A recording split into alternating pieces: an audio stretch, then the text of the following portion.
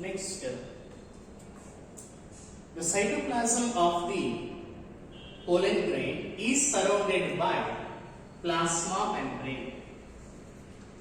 Plasma membrane.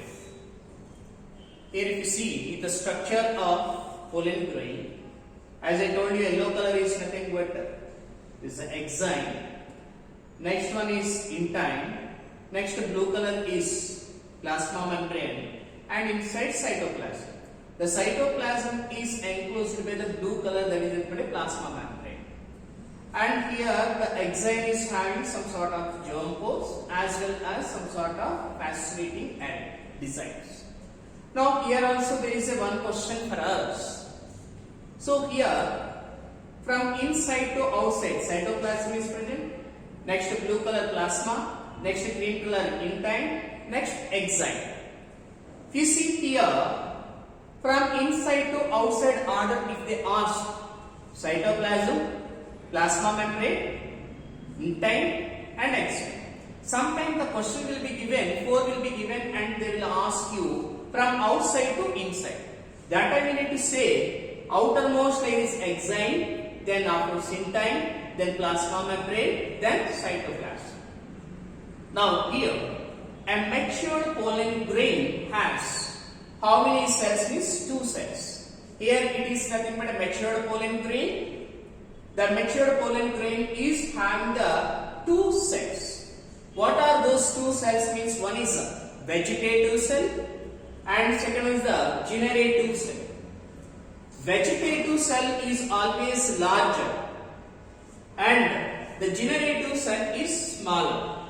If you see regarding the vegetative cell, what are the points we need to mention over there? It is bigger than generative cell.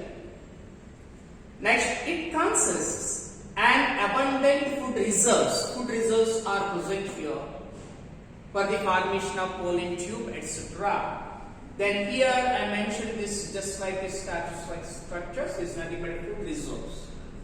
And it has a large irregular shaped nucleus. This is the vegetative cell itself is having a large and irregular shaped nucleus. Then whereas if you see that the blue color, only the blue color is nothing but a generative cell. It is smaller and the shape is spindle shaped. Spindle shaped. On this also they are asking the question to us. It is a spindle shaped structure. It has few things in this also. It has a dense cytoplasm. That means thick cytoplasm is present. Previously when we came to know that nourishing cells, tapetal cells, no, they are also present. Dense cytoplasm, and it has a small nucleus.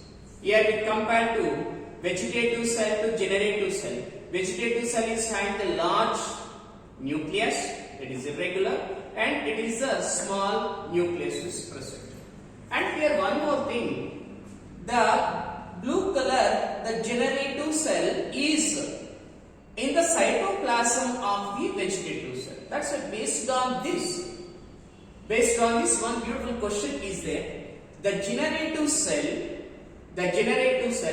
floats. Very important competitive question for us. The vegetative cell is small, hence it can float in the cytoplasm of the vegetative cell. Cytoplasm of the vegetative cell. Now, this all points are very essential. Food reserve, irregular shape, then here it is the spindle shape, dense cytoplasm, small nucleus, floating. This is very, very important.